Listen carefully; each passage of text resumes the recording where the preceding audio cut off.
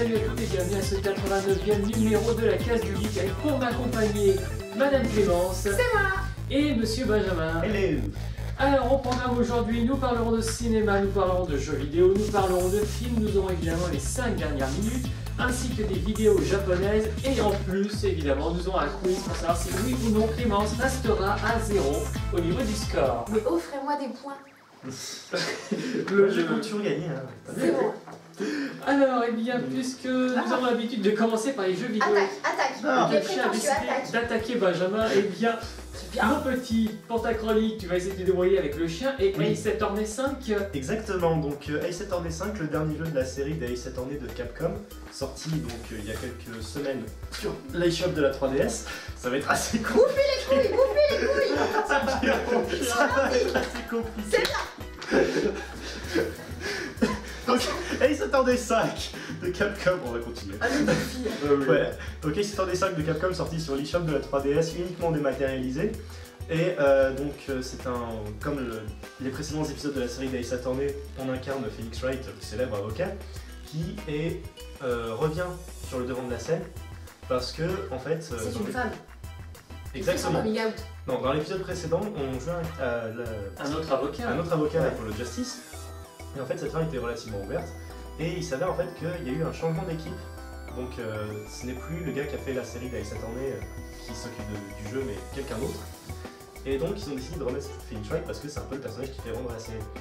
Donc Phoenix Wright revient et il va résoudre une série de meurtres et d'autres affaires dans le but de sauver des clients qui seraient injustement condamnés à mort. Et donc cette La histoire... condamnation à mort, c'est toujours injuste.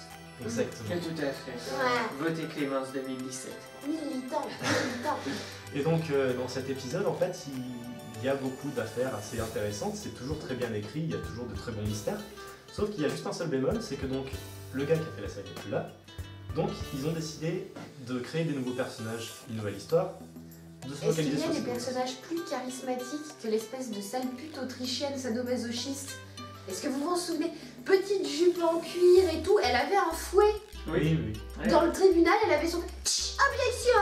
Mais c'est hyper obscène, c'est dégueulasse. Et tout à fait C'est connu. vrai. Mais dans cet épisode, donc oui, il y a un nouvel avocat, enfin méchant, qui est là, qui est donc qui est un prisonnier qui va être condamné à mort et qui donc essaye de faire des affaires et qui est beaucoup plus charismatique. Il est beaucoup plus intéressant que les précédents. Et il y a aussi un nouveau compagnon pour le docteur, pour Le l'avocat. docteur. D'accord. Le 50e épisode de Doctor Who, mais pas du tout cette semaine. Difficile, samedi. Donc Sur France 4, exactement. en simultané avec la BBC. Voilà, ça c'est une nouvelle news qui a été intercalée. Donc en gros, il y a la nouvelle compagne qui est aussi très intéressante, qui a son histoire dans cet épisode, qui est donc liée avec le nouvel avocat. Et il s'avère donc que c'est focalisé sur ces personnages. Ça c'est très cool. Sauf qu'ils ont aussi décidé de mettre beaucoup trop de fanservice, ce qui est beaucoup moins cool, puisque donc il y a des personnages qui sont qui sont là, mais de façon très injustifiée. Donc par exemple, on va pas trop spoiler, mais il y a un certain personnage que beaucoup de fans aiment, qui arrive, qui fait « Coucou, je suis là », il intervient sans véritable but, Coucou. et ensuite il fait Oh, mamie. « Allez hop, je Oui, on me a casse tous pensé, merci. Oui, mais c'est important. Si vous ne le savez pas, tapez coucou, tu veux voir ma bite dans votre barre de recherche Google, je vous assure que c'est très drôle. ». Et donc voilà, donc il y a des nouveaux personnages, une nouvelle histoire. C'est très intéressant quand c'est nouveau, mais quand ils recyclent les anciens personnages, ça fait un véritable... Enfin, il y a une contradiction, comme on dirait dans le jargon. Et donc, est pas du terrible. coup, conseillé ou pas conseillé par Benjamin? Donc je le conseille si on est fan de la série, qu'on a fait les précédents. Si on l'a pas fait, c'est même pas la peine, surtout qu'il est en anglais. Et, Un jeu d'enquête en anglais, ça commence à devenir difficile pour les gens qui sont pas c'est sûr. assez bons en anglais. Mais tu sais pourquoi est-ce qu'il est sorti que sur le Nintendo eShop en dématérialisé et pas en... Parce que bon, Phoenix Wright, c'est une grosse licence quand même, on pourrait s'attendre à ce qu'il sorte... Justement, non. C'est une licence qui est beaucoup trop réservée à un public de niche. Même si ça paraît gros en fait, parce que Capcom essaie de toujours le mettre en avant, ça reste un public de niche. Et en fait, ils avaient sorti le Ace Attorney Investigations, qui était un spin-off qui a été fait par la même équipe que le 5, et qui en fait a fait un four parce qu'il n'était pas traduit en anglais, et il est sorti en boîte à 40€. Ça avait fait un four, Capcom a fait c'est pas la peine, donc ils ont sorti le suivant à 25€ sur l'eShop. Ce qui est une bonne contrepartie, quoi, mais bon. Voilà. Il faut être bon en anglais, c'est tout. C'est ça. Et en fait, c'est 25€ sur l'eShop, mais il faut aussi compter 5€ de DLC pour l'affaire suivante. Ah, c'est intéressant. Genre une affaire de conclusion, il faut payer pour Une avoir la sorte de fin. prologue même, en fait. Et oui, il faut payer pour avoir le prologue. Ah d'accord. Génial. J'adore C'est quand ils font ça. complet, J'adore. Donc ouais, c'est recommandé, mais voilà. À un public de niche pour le coup. Eh bien, merci Benjamin pour ce test jeu vidéo. Et nous allons maintenant passer à la chronique bande dessinée. Pour tous ceux qui aiment Kaamelott, si je vous parle de ce peuple, cela va certainement vous dire quelque chose puisqu'il s'agit des Pictes. Et c'est notre ami Astérix ainsi que son fidèle compagnon Obélix qui a décidé de partir justement dans cette contrée lointaine. Et Clément, c'est bien, parle-nous-en donc. Mais oui, donc c'est le 35e tome des aventures d'Astérix et Obélix qui est sorti le 24 octobre Non, c'est le dernier. 34e. Non, c'est le 35e. Non, c'est le 34e. C'est le 35e. Astérix et le ciel lui tombe sur la tête n'existe pas, c'est le 34e. Merci Clément. Voilà. À la limite, on peut enrayer plein et grande majorité d'Astérix des 10 dernières années. Puisque donc, si vous ne le saviez pas, Goscinny, le scénariste d'Astérix, est décédé en 1977. Et Uderzo, le dessinateur, s'est dit « Mais c'est pas grave, dessiner et scénariser !» Pour le pas trop mauvais et le pire, donc le ciel nous tombe sur la tête, dont nous ne parlerons pas parce que c'était quand même une sacrée purge en 40 pages, c'était pas facile. Ah oui, oui. Oui. Et donc ce tome au chiffre inconnu, c'est le premier où il passe la main et où c'est un autre scénariste, un autre dessinateur qui s'occupe de Astérix, donc Jean-Yves Ferry au scénario et Didier Conrad au dessin, donc ils sont tous les deux pour le coup habitués aux adaptations, puisque Conrad par exemple s'occupe de Marsupilami, qui raconte les aventures des enfants des Marsupilami. Il a aussi participé à des Kid Lucky, la jeunesse de Lucky Luke. Et c'est lui qui va dessiner le prochain Spirou avec Arleston au scénario. Donc ça va, ils ont l'habitude qu'on leur donne un cahier des charges. Et pour le coup, cet Astérix-là, il est bon. Mais il est bon. Ça, c'est une bonne nouvelle. Mais juste ciel, mais donc c'est, on retrouve tout, on retrouve le village, on retrouve la grande épopée, parce que ne serait-ce que le titre rappelle les meilleurs Astérix, Astérix chez les Bretons, Astérix chez les Helvètes, enfin c'était toujours ça, c'est un petit globe-trotter avec sa mini barquette, là tu sais pas pourquoi il fait le tour du monde, tu sais pas comment c'est possible, il croise des pirates, il leur casse la gueule à chaque fois. Donc vous l'aurez deviné, les Pictes, et donc c'est en Écosse que ça se passe, avec toutes les petites blagues à mourir de rire, tous les garçons qui sont obligés d'aller en Écosse pour aider un Écossais qui a débarqué en Armorique. Et vraiment c'est vachement bien. Ça, les cases défilent, c'est gag sur gag amusant, jeu de mots, enfin vraiment c'est super dynamique. On a retrouvé l'ambiance de la grande époque Goscinny. Le seul truc qu'on pourrait reprocher à Jean-Yves Ferry, le scénariste, c'est d'avoir voulu trop bien faire. Parce qu'il le reconnaît lui-même, il s'est complètement inspiré uniquement des œuvres de Goscinny. Il a complètement mis de côté celle d'Uderzo. Est-ce vraiment une mauvaise chose? Voilà, bien sûr, il a dit ça dans les interviews, il dit ça avec un petit peu plus de tact. Hein, il va pas dire non, ça c'était naze, je ne crois pas. Et ce qu'on peut reprocher d'avoir voulu trop bien faire, parce que finalement il n'y a pas une seule case sans un gag, un jeu de mots ou une petite remarque en arrière-plan, sans un truc. Et ce qui fait qu'à un moment ça va tellement vite, on est tellement sollicité que il y a un petit côté. Trop. Oui, c'est trop. Il y a un petit côté parodie d'Astérix quoi. Il a voulu vraiment trop bien faire. Voilà, c'est le seul défaut. Et pour le coup, on a connu pire comme défaut qu'avoir voulu trop bien faire. Petit péché en effet d'excès. Voilà. Au début, on peut imaginer qu'il se rattrape assez vite, et puis dans les prochains tomes, du coup, justement, il se calme un petit peu au niveau du rythme. Voilà, donc pour le coup, n'hésitez pas à acheter Astérix chez les Pictes. Il est vraiment très bien. Donc il est à 9,90€ en format matériel et à 7,90€ je crois sur tout ce qui est format dématérialisé. Parce que oui, maintenant, même la bande dessinée, vous pouvez la lire sur votre téléphone. C'est magnifique. La technologie. Par contre, est-ce que ce sera eux qui s'occuperont des prochains tomes? On ne sait pas, puisqu'on sait déjà qu'à la base, il devait y avoir au moins un autre dessinateur pour la suite, parce que Didier Conrad avait été appelé pour dessiner le 36e tome, le suivant. Sauf que comme le dessinateur du 35 s'est désisté au dernier moment, Conrad s'est retrouvé sur le 35. Donc, est-ce que ce sera ce duo-là qui, pour le coup, fonctionne très bien? Parce que Conrad a galéré à mort, il a perdu 18 kilos, enfin vraiment il a encaissé la gestation d'Astérix, mais il a réussi vraiment à avoir le trait de dessin d'Uderzo. Est-ce qu'ils vont rester, parce que c'est un duo qui marche bien, qui fait une bonne bande dessinée, ou est-ce que, comme pour Spirou, à chaque volume, on va demander à une équipe différente? C'est le mystère, on ne sait pas, mais pour le moment, sincèrement, profitez de ce tome-là, parce que ça faisait longtemps qu'on n'avait pas eu un aussi bon Astérix. Et très rapidement, donc suite à ce conseil de la case du geek, je propose bien que l'on passe à une deuxième bande dessinée, ce coup-ci avec Benjamin. Donc très vite, qu'as-tu pensé donc de cet album que tu nous montres? Donc c'est le tome 5 de Black Sad, donc de Juanjo Guarnido et de Juan Diaz-Canales. Allez, Et potasse. donc en gros c'est le tome 5 donc, de la série du célèbre détective Fela. Et c'est vraiment pas mal. Donc on suit les aventures de Black Sad qui après les 4e épisodes décide de faire un petit tour sur une aventure qui le mènera aux quatre coins des États-Unis un petit peu au hasard. Et en fait, justement c'est une sorte de road movie en BD. C'est un peu débile, mais justement il y a un rythme un peu trop rapide. Donc cette BD part dans tous les sens, un peu partout. Et donc on retrouve des personnages dont leur vie, on va dire, va se mêler assez rapidement. Et donc il n'y a pas suffisamment de temps pour développer les personnages, ça va trop vite. Mais on suit quand même l'aventure avec pas mal de bonne foi, quoi. C'est un bon petit tome et c'est surtout très joli. Voilà, c'est du Black Sad pour le Black Sad, coup. Hein. c'est super joli. Un Black Sad qui baisse de niveau par rapport aux autres, ça reste quand même une Quand même excellente de très bande bon dessinée. niveau, oui. Et c'est surtout quand même un très bon tome, c'est pas non plus le pire de la série. Même si bon, dire qu'il y a un pire dans cette série, c'est quand même mal dire. Compliqué, oui. Donc on peut dire qu'il se situe quand même entre les deux, quoi. C'est quand même un bon tome, c'est pas non plus le pire, mais ça reste très bon. Et bon, ça coûte toujours 14 € à peu près, donc ça coûte toujours un peu mal, mais... Mais c'est des plus grosses bandes dessinées, il y a beaucoup plus de pages. Il y a 55 pages pour le coup. Et d'ailleurs, je sais pas si vous aviez vu, ça fait scandale, parce qu'il y a un nouveau site de bande dessinée qui est ouvert, qui est la 9e case. Et en fait, Le Monde avait une exclusivité avec Dargo, ils avaient le droit de mettre sur leur site les 30 premières pages de Black Sad. Autant dire les 3 quarts de la BD, parce que c'est 55 pages, mais quand même. Et en fait, le site de la 9e case, même s'ils citaient Le Monde, en fait, avait récupéré les 30 pages et les avait mis sur leur site à eux.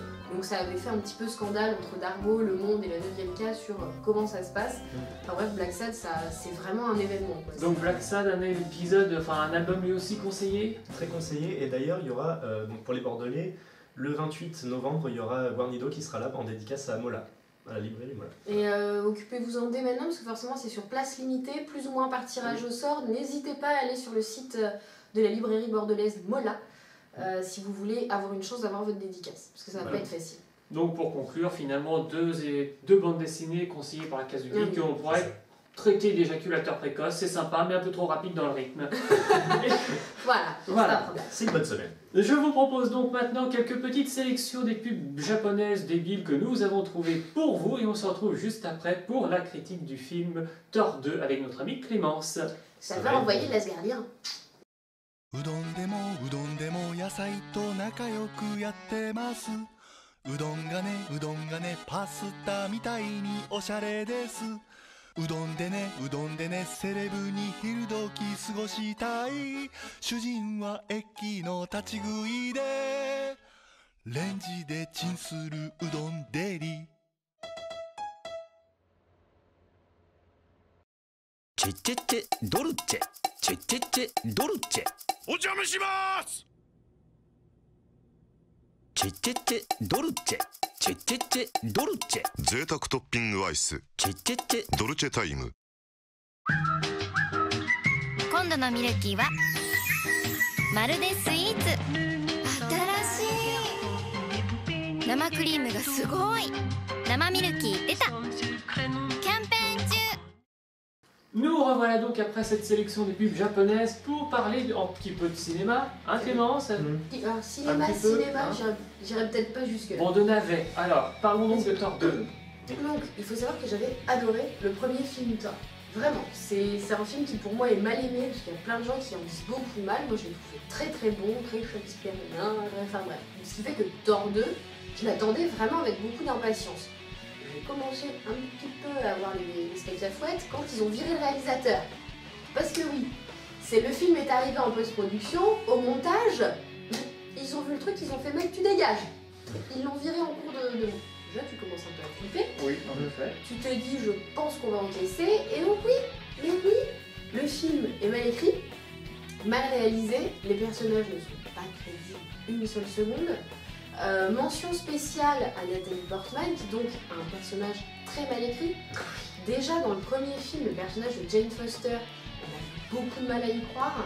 L'espèce de scientifique, machin, enfin, on ne croyait pas une seule seconde, c'était terrible. Mais là, dans ce film-là, c'est pire. J'ai rarement vu un personnage aussi mal fait. Pauvre Nathalie Portman. Et surtout, il faut faire attention quand on a une actrice comme Nathalie Portman, qui, même si elle a eu un Oscar, des trucs comme ça, est quand même très marquée Star Wars. Il faut faire attention à pas rappeler Star Wars. Il y a une scène de baiser à Asgard, tu l'as vu? Oui, C'est donc cette scène où ils se font un bisou comme ça au bord d'un lac dans Asgard, qui est très clair. On dirait Naboo, bordel. Mais ça te rappelle Star Wars, ça te saute aux yeux, quoi. Oui, c'est pas bon, on est fait en Parce qu'en plus, elle a sa petite robe de rappelée oui, d'Asgardienne. elle était carrément sapée en mode. Voilà, je sais pas ce que t'en penses toi, mais alors attention, je suis pas sortie du cinéma en me disant ouais, tout, j'ai dépensé 6 € pour une heure, là j'ai trop les bouches, je me suis trop fait chier. Non, je me suis pas ennuyée, mais c'était pas un bon film, les méchants. C'était ridicule, mais ridicule. Enfin, c'est vraiment, tout était mal exploité, il y a juste Loki qui est mal exploité, pour le coup, mais qui est à mourir de rire. Il fait Il des est vraiment petits... bien. Enfin, moi je trouve qu'il était bien intégré quoi. Enfin, Mais c'est sur la fin, c'est sur le aussi. petit cliffhanger de fin que là je me suis dit vraiment vous savez pas quoi faire de Loki, quoi, vous savez vraiment pas comment l'utiliser. Mais sinon tout au long du film il est là vraiment pour cette petite touche d'humour vraiment sympa. C'est un peu lui qui sauve le film. c'est pas faux. Et ceci dit, quand même, je dois dire pour la défense du film qu'il y a un des meilleurs combats de fin de film depuis la dernière.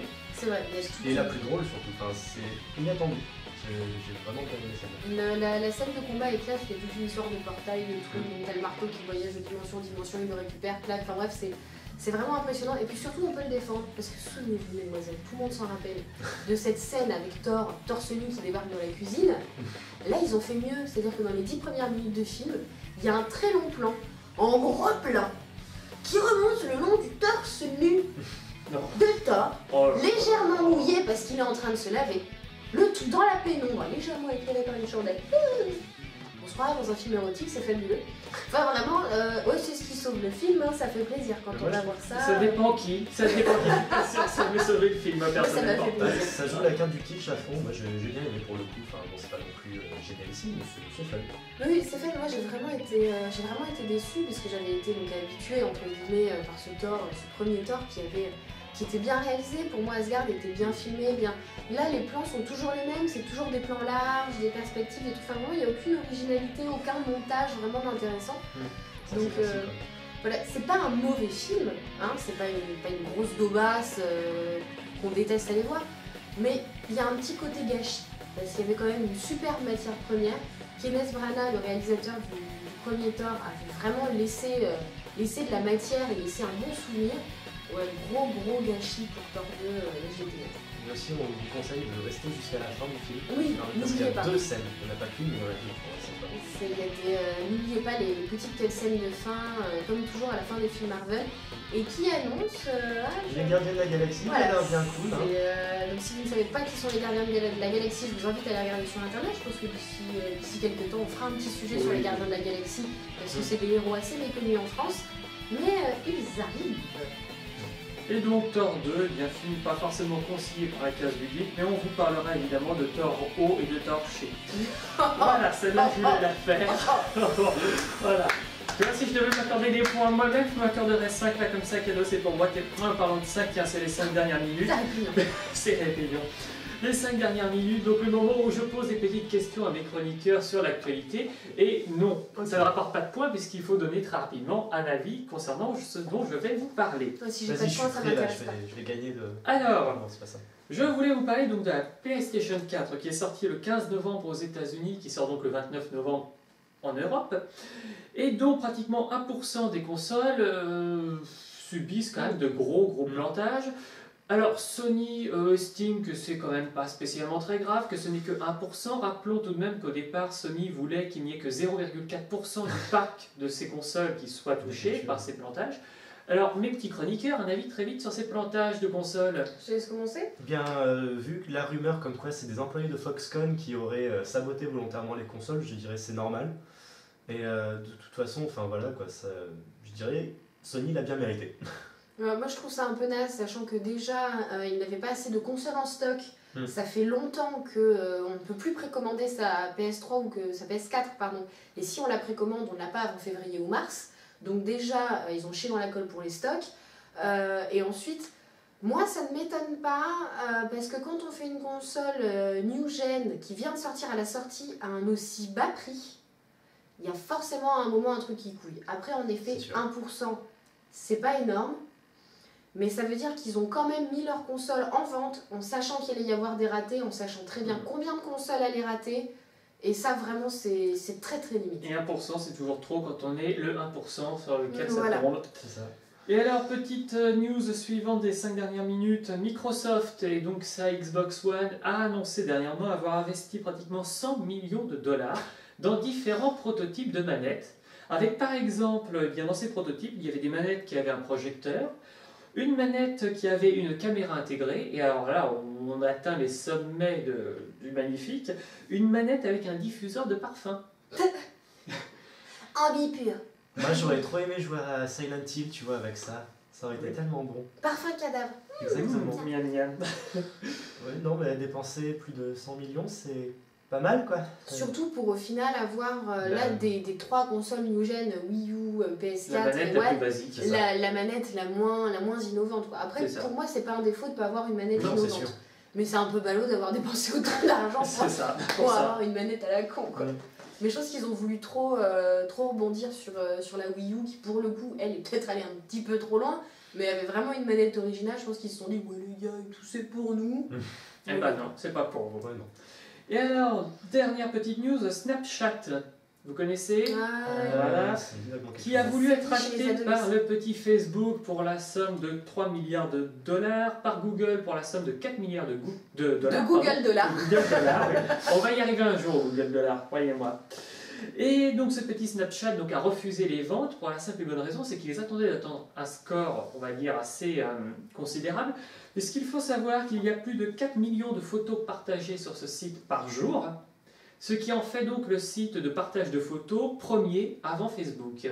Ah oui, donc pour ceux comme toi qui savent pas Quoi ce faire de leur qu'est, journée. quoi faire de leur journée. C'est gentil ça. C'est sympa. Donc Snapchat en fait c'est beaucoup utilisé par les adolescents et c'est beaucoup utilisé à des fins coquines. Pourquoi? Parce que vous prenez une photo et une fois que la personne l'a visionnée, elle ne reste disponible que quelques secondes. Elle disparaît. Ce message à la fin de la lecture sera autodétruit et donc elle disparaît.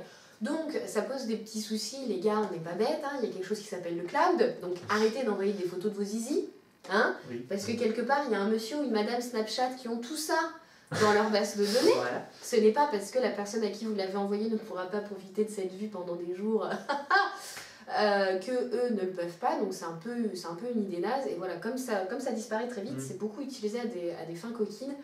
Moi je vois ça vraiment comme quelque chose d'éphémère, quoi. Moi je sauterais sur l'occasion, on me propose de la thune, prends-la, parce que c'est vraiment super éphémère un truc comme ça. Ça fait triper les adolescents parce que voilà, ils peuvent envoyer des photos de leur kiki et de leur caleçon, mais il y a un moment, ça n'a aucun. Déjà qu'à chaque fois, ces petits logiciels comme Instagram, tout ça, à la base, ça n'a aucun intérêt. En plus, les photos qui disparaissent. Mais n'empêche que ça serait cool pour Facebook, puisque comme ça, la NSA, elle se ferait plaisir. Ah, c'est sûr. oui. Mettez encore plus votre vie sur Facebook, allez-y. Allez-y, n'hésitez pas, faites-vous Voilà. plaisir. Mettez encore plus d'informations personnelles, plus de photos personnelles. On se marrera quand vous chercherez un boulot. Et donc, eh bien, maintenant, je propose que l'on passe au quiz. Tu vas. Puisque je rappelle donc que Benjamin a une moyenne de 1,5 en termes de points, puisqu'il a participé à deux quiz, et que Clémence, elle, est toujours au score prodigieux, magistral et J'ai absolument participé qu'une fantasmagorique de 0. C'est injuste. Donc, première question. À sa sortie en 1989, combien coûtait la Game Boy? Comment tu veux que je le sache? C'est pas moi qui me suis acheté la Game Boy. C'était pas 750 francs, comme ça? Moins 1 pour Benjamin, Merde. puisque je n'ai pas donné le top départ. Bam. Il faut qu'il me donne le top départ. Ils vont pas leur répondre avant le top départ. Voilà, Oui, tu fais moi le allez, point. moins 1 pour mon petit Benjamin. Donc il s'agissait en fait de la somme de 590 euros.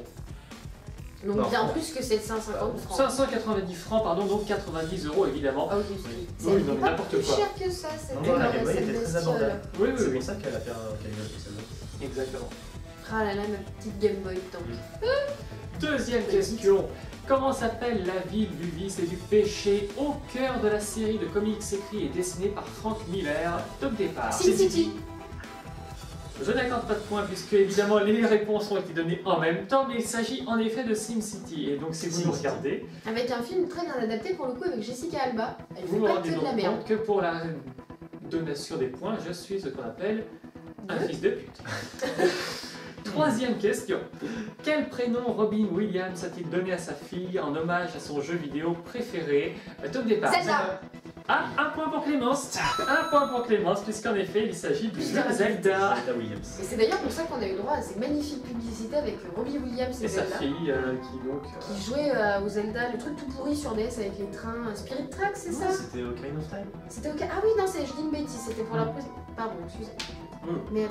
Mais Spirit Truck, c'était en effet tout pourri. Oui. Il était cool. Non, Il était tout pourri. Dernière question.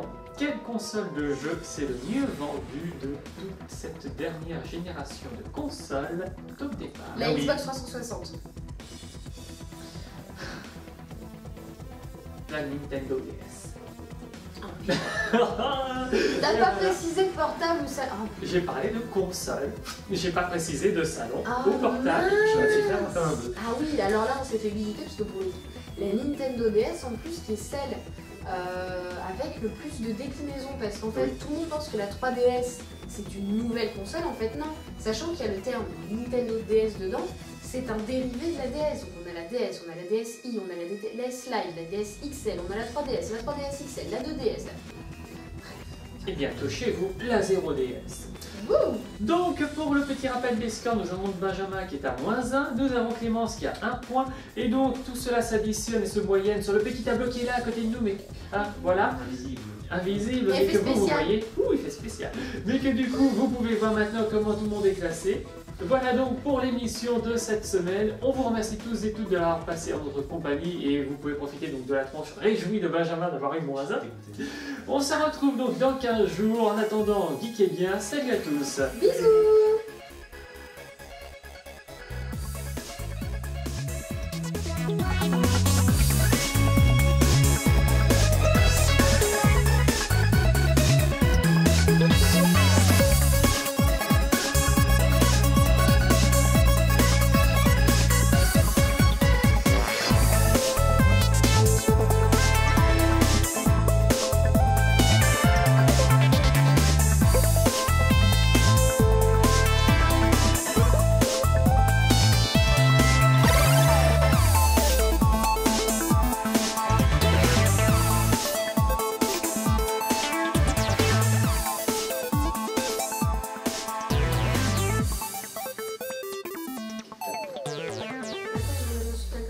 Mais me regardez pas quand je le fais, enfin! Ça, on va le garder aussi pour la fin de l'émission.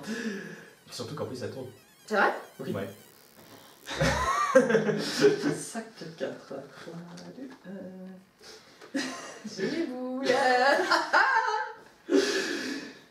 Tu le vois venir le bêtisier là? Ah ouais.